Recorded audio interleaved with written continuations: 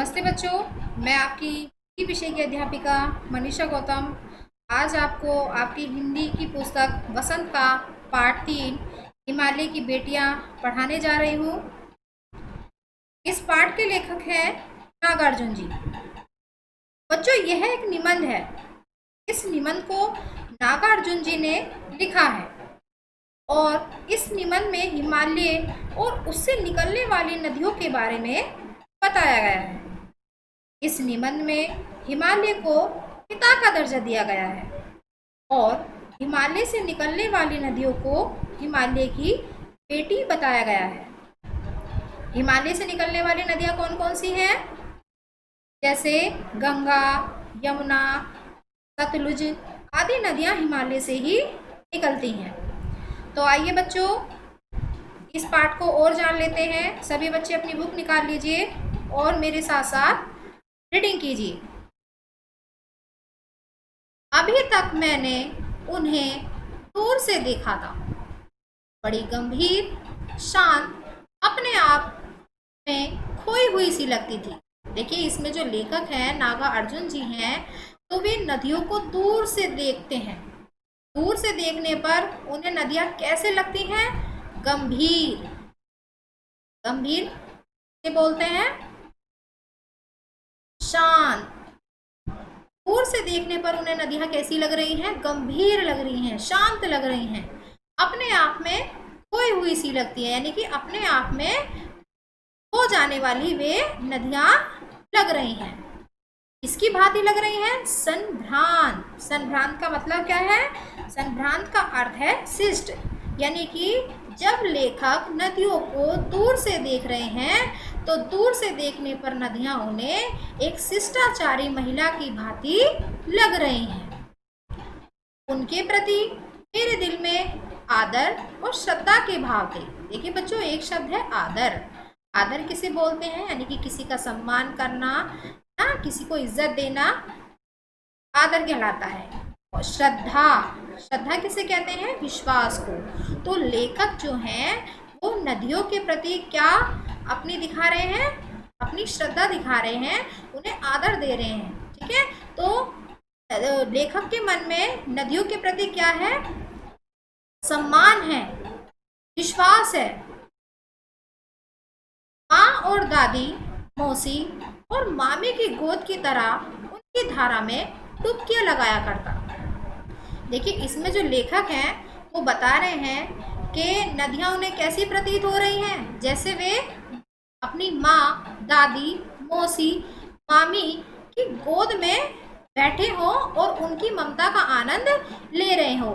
उसी प्रकार जब लेखक नदियों में डुबकी लगाते हैं तो नदियों की जो ममता है वह लेखक को महसूस हो रही है। परंतु इस बार जब मैं हिमालय के कंधे पर चढ़ा तो वे कुछ और रूप में सामने थे। देखिए, इसमें लेखक जो है नागार्जुन जी जो हैं वो बता रहे हैं कि जब मैं दूर से नदियों को देखता था तो वह नदियां मुझे बड़ी शांत लगती थी, बड़ी शिष्ट महिला की भांति प्रतीत होती थी। लेकिन इस बार जब मैं हिमालय पर्वत पर चढ़ा तो उनका तो अलग ही रूप मुझे देखने को मिला। मैं हैरान था कि यही दुबली पतली गंगा, यही यमुना, यही सतलुज समतल मैदानों में। देखिए, एक शब्द यहाँ भी आया है, समतल। देखिए बच्चों, समतल किसे कहते हैं? समतल कहते हैं चौरस, है ना, जो चौरस भाग होता है। आप इसे इंग्लिश में फ्लैट भी बोल सकते हैं, या फिर इसे आप बोल सकते हैं कि एक ऐसा स्थान जिस पर ऊबड़ खाबड़ कोई जगह ना हो और बिल्कुल प्लेन हो तो उसे समतल बोलते हैं। ठीक है, समतल मैदानों में उतरकर विशाल कैसे हो जाती हैं। देखिए, इसमें जो लेखक हैं वो बता रहे हैं कि जब वे नदियों को दूर से देखा करते थे तो उन्हें बड़ी गंभीर लगती थी, बड़ी शांत लगती थी, बड़ी शिष्ट महिला की भांति लगती थी। लेकिन इस बार जब मैं हिमालय पर्वत पर चढ़ा तो उनका तो मुझे अलग ही रूप दिखाई दिया। मैं हैरान था कि क्या ये वही दुबली पतली गंगा है, क्या ये वही यमुना है जो समतल प्लेन मैदानों में उतरकर विशाल दिखाई देने लगती हैं। इनका उछलना और कूदना,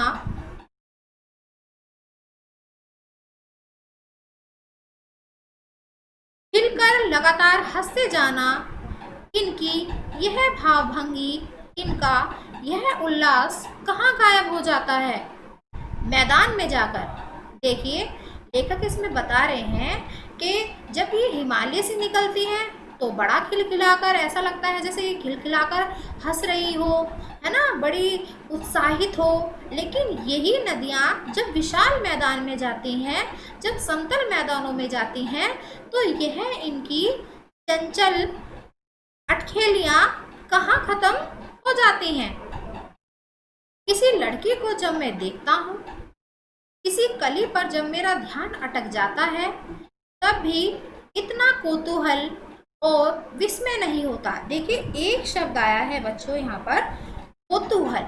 ठीक है, कौतूहल। कौतूहल किसे कहते हैं? जिज्ञासा को। और एक शब्द यहाँ भी आया है हमारा, विस्मय। विस्मय कहते हैं आश्चर्य को। ठीक है, तो लेखक क्या बता रहे हैं कि जब मैं किसी लड़की को जब मैं देखता हूँ, किसी कली पर जब मेरा ध्यान अटक जाता है, तब भी इतना क्या नहीं होता?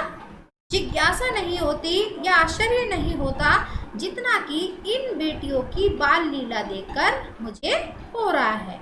यानी कि इसमें नदियों को नागार्जुन जी ने, लेखक ने क्या माना है? हिमालय की बेटियां माना है। और जब ये हिमालय से निकलती हैं तो बड़ा ही शोर करते हुए, हंसते खिलखिलाते हुए निकलती हैं। तो लेखक इसमें हैरान है, आश्चर्य हो रहा है उन्हें कि इनकी जो लीलाएं हैं, मैं इनकी लीलाएं देखकर, बाल लीलाएं देखकर बड़ा ही प्रसन्नता का अनुभव कर रहा हूं। कहाँ ये भागी जा रही हैं? वह कौन लक्ष्य है जिसने इन्हें बेचैन कर रखा है? लेखक इसमें बता रहे हैं कि ये जो नदियां हैं, ये कहाँ भागी जा रही हैं, कहाँ जा रही हैं, आखिर इनका लक्ष्य क्या है जिसने इन्हें बेचैन कर रखा है? यानी कि कौन सा आखिर इनका लक्ष्य है जिस लक्ष्य ने इन्हें बेचैन कर रखा है? अपने महान पिता का विराट प्रेम पाकर भी अगर इनका हृदय अतृप्त, देखिए बच्चों, अतृप्त शब्द आया है यहाँ पर। अतृप्त किसे बोलते हैं? प्यासा। अतृप्त को बोलते हैं प्यासा।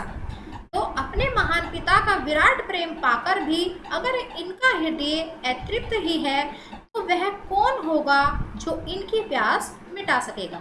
देखिए, इसमें जो लेखक हैं वो बता रहे हैं कि ये जो नदियां हैं ये भागी जा रही हैं, लेकिन मालूम नहीं है कि कहाँ भागी जा रही हैं, आखिर इनका लक्ष्य क्या है। ऐसा लगता है जैसे किसी लक्ष्य ने इन्हें बेचैन कर रखा हो। और इनके जो पिता हैं हिमालय, उनसे इन्हें अपार प्रेम मिलता है, लेकिन अपार प्रेम पाकर भी ये तो असंतुष्ट है, ये तो प्यासे हैं। तो आखिर वह कौन होगा जो इनकी प्यास मिटा सकेगा? लेखक बता रहे हैं आखिर ऐसा क्या चाहिए इन्हें जो इनकी प्यास को बुझा सके। बर्फ से जली नंगी पहाड़ियाँ, छोटे छोटे पौधों से भरी घाटियाँ, बंधुर आदित्यकाएं, सरसब्ज उपत्यकाएं। देखिए, 3 शब्द आए हैं। कौन कौन से बच्चों? आदित्यकाएं, सरसब्ज और उपत्यकाएं। देखिए, आदित्यकाय किसे बोलते हैं? पहाड़ के समीप की समतल भूमि को आदित्यकाय बोलते हैं, जिसे हम पठार भी बोल सकते हैं। सरसब्ज किसे बोलते हैं? यानी कि जो चोटियां होती हैं उन्हें सरसब्ज कहा जाता है। और उपत्यकाय कहते हैं, यानी कि घाटियां। ऐसा है इनका लीला निकेतन। देखिए, जो इसमें लेखक हैं वो बता रहे हैं कि मैं नदियों को देखकर इतना हैरान हूँ, इतना प्रसन्नता का अनुभव मैं कर रहा हूँ कि इनकी जो लीलाएं हैं वो अपार हैं। और इन लीलाओं को देखकर मैं प्रसन्नता का अनुभव कर रहा हूँ। ये जो पठार हैं, ये जो चोटियां हैं, ये जो घाटियां हैं, हरे भरे पौधे हैं, इनसे मेरा जो है मन प्रसन्नता का अनुभव कर रहा है।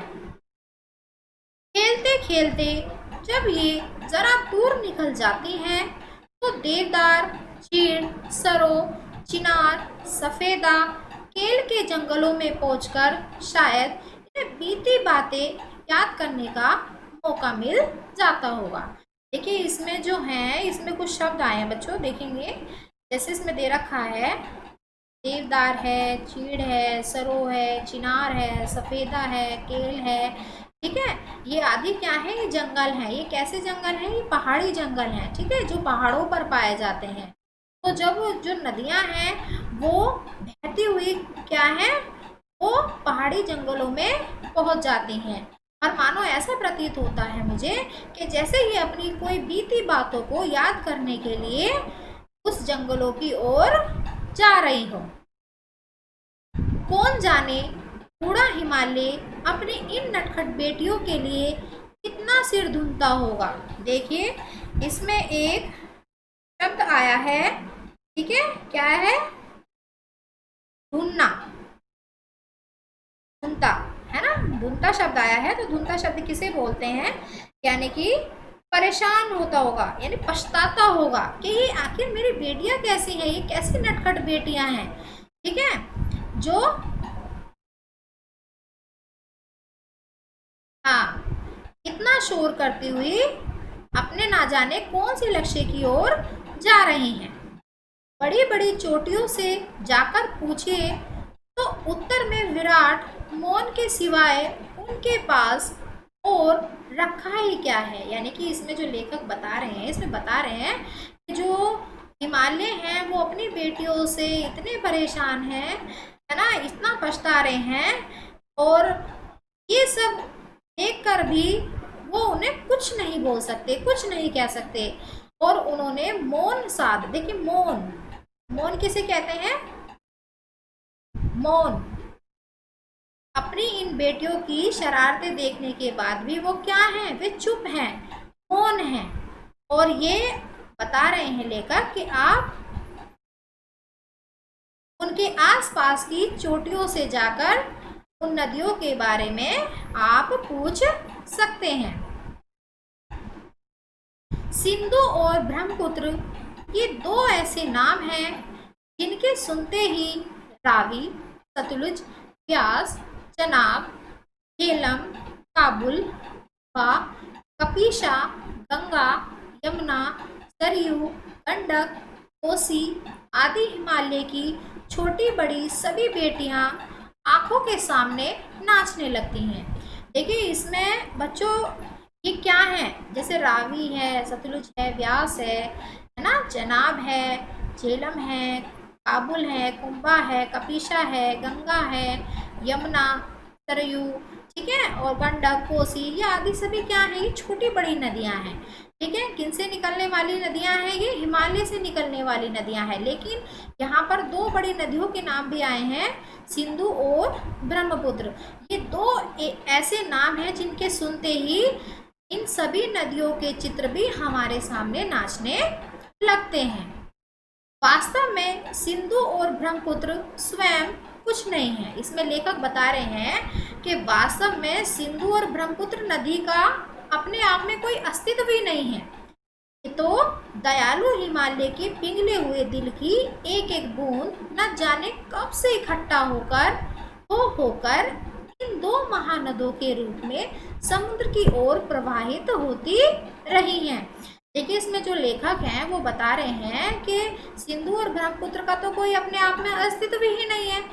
ये तो हिमालय के पिघले हुए दिल की एक एक बूंद है जो ना जाने कब से इकट्ठा होकर दो महानदियों में बदल गई है, और वह समुद्र की ओर प्रवाहित, यानी कि प्रवाहित किसे कहते हैं बच्चों?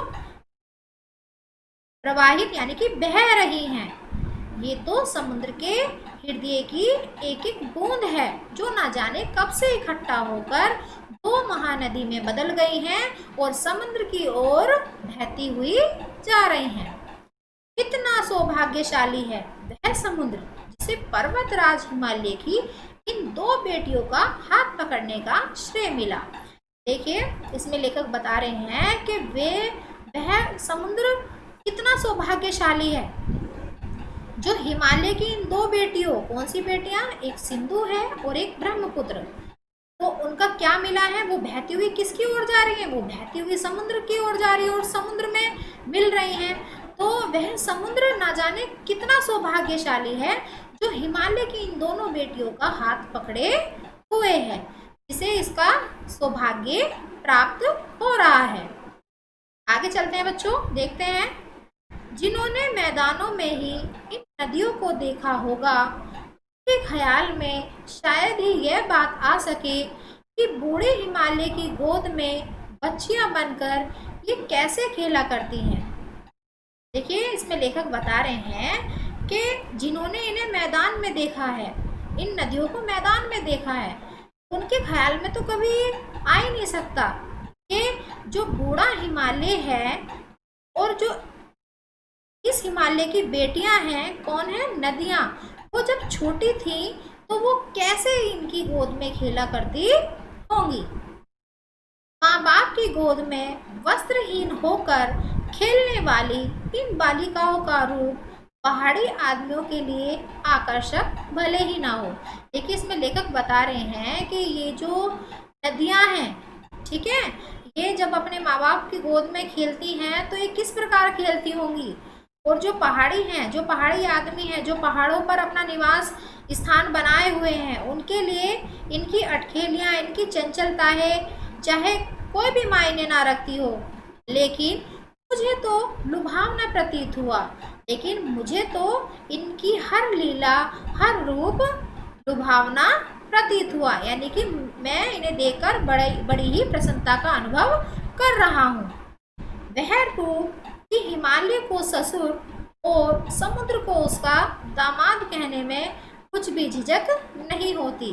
देखिए, इसमें लेखक बता रहे हैं कि हिमालय को किसका दर्जा दिया गया है, हिमालय को पिता का दर्जा दिया गया है, और उनसे निकलने वाली नदियां जो हैं, जो सिंधु और ब्रह्मपुत्र हैं, और उनकी बेटियों को बेटी माना गया है, और वह कहाँ जाकर मिल रही हैं, वे समुद्र में जाकर मिल रही हैं। तो समुद्र को क्या मान लिया है लेखक ने, समुद्र को उनका दामाद मान लिया है, का हिमालय का। चलिए बच्चों, आगे चलते हैं। कालिदास के रही यक्ष ने अपने मेघदूत से कहा था, बेत्रवती, बेत्रवती किसे बोलते हैं बच्चों, बेतवा नदी, तो प्रेम का प्रतिदान देते जाना। कालिदास ने अपने एक मायावी दूत से कहा कि बेतवा नदी को प्रेम का प्रतिदान देते जाना, जो बेतवा नदी है उसको तुम अपने प्रेम का प्रतिदान देते जाना। तुम्हारी वह प्रेयसी तुम्हें पाकर अवश्य ही प्रसन्न होगी। देखिए बच्चों, प्रेयसी बोलते हैं प्रेमिका, ठीक है, प्रेमिका। तो इसमें कालिदास जी अपने मायावी दूत से कह रहे हैं कि तुम जो बेतवा नदी है उसे तुम अपने प्रेम का प्रतिदान देते जाना। वह क्या है, तुम्हारी प्रेमिका है, और वह तुम्हारा प्रेम पाकर अवश्य ही प्रसन्न हो जाएगी। यह बात इन चंचल नदियों को देखकर मुझे अचानक याद आ गई और सोचा कि शायद उस महाकवि को भी नदियों का सचेतन रूप पसंद था। देखिए, इसमें जो लेखक हैं वो बता रहे हैं कि कालिदास को भी उन्होंने क्या माना है कि उन्हें नदियाँ पसंद थी। जैसे मुझे नदियों को देखकर आनंद प्रतीत हो रहा है, उसी प्रकार कभी कालिदास को भी इन नदियों को देखकर आनंद प्रतीत होता होगा, तभी उन्होंने इतनी बड़ी बात इन नदियों के लिए कही है। दरअसल जो भी कोई नदियों को पहाड़ी घाटियों और समतल आंगनों के मैदानों में जुदा जुदा शक्लों में देखेगा, वह इसी नतीजे पर पहुंचेगा। देखिए, जो लेखक हैं वो ये बता रहे हैं कि मैंने नदियों को हर रूप में देखा है, उनके पिता की गोद में खेलते हुए भी देखा है, उनके पिता की गोद से निकलते हुए भी देखा है, समतल मैदानों में भी देखा है, और जो भी इनका यह रूप देखेगा वह अलग अलग ही इन नदियों का अपने मन में भाव उत्पन्न करेगा। काका कालेकर ने नदियों को लोक माता कहा है। जो काका कालेकर हैं उन्होंने नदियों को किसका दर्जा दे दिया है? लोक माता का, यानी कि लोगों की माता कहा है। किंतु माता बनने से पहले यदि हम इन्हें बेटियों के रूप में देख लें तो क्या हर्ज है?